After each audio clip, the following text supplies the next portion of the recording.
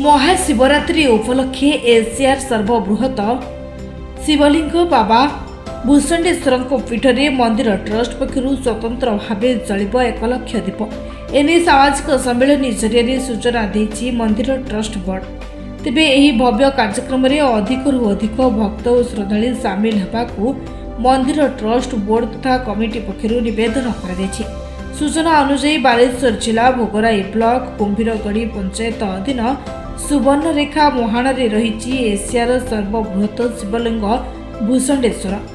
तेबे मंदिर कीर्ति ऐतिह्य को अधिक प्रचार प्रसार पर चलित वर्ष मंदिर ट्रस्ट पक्षर 1 लाख दीप दानर व्यवस्था होइछि।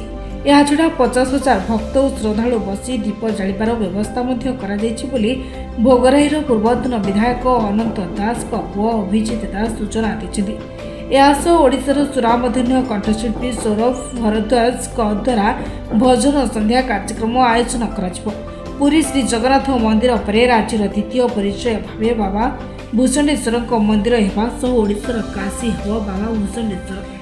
देखंतु आसंता महाशिवरात्रि 26 तारीख दिन आम भूषंडेश्वर कमिटी तरफ एटी आम लक्षे दीप प्रज्वलन आयोजन कर मुख्य उद्देश्य है आपन समस्त जानते बाबा भूषंडेश्वर हेले आद्य लिंग एवं एशियार सर्वबृहत शिवलिंग।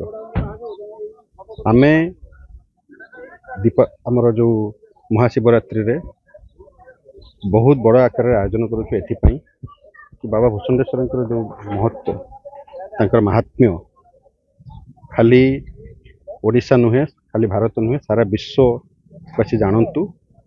कारण आमर लक्ष्य कि ओडिशार प्रथम परिचय हेले पुरीर प्रभु श्री जगन्नाथ। आम चाहूँ बाबा भूषंडेश्वर ओडिशार द्वितीय परिचय हूँ। तेणु से लक्ष्य आम समस्त लगिचु।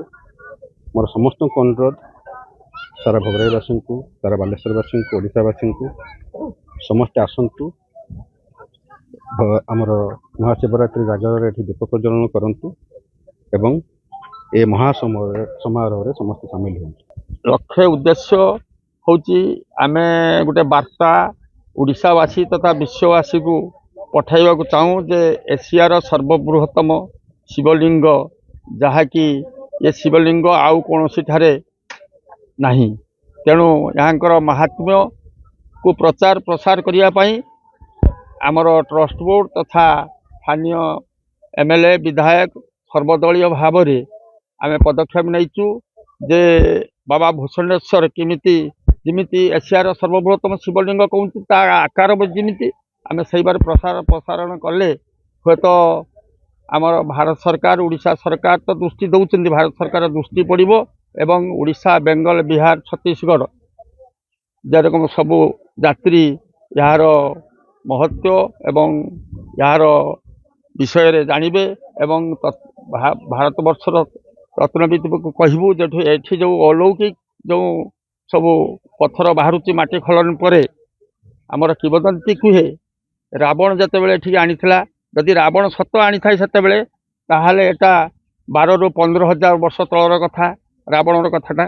तेणु सेटा भी आम अनुमान करुचु सत्य घटना कारण माटीर 10 फुट खोलला बेले आम जानिबा को पाइले ता भितर जलेश्वर हरिपद गिरी रिपोर्ट निरपेक्ष।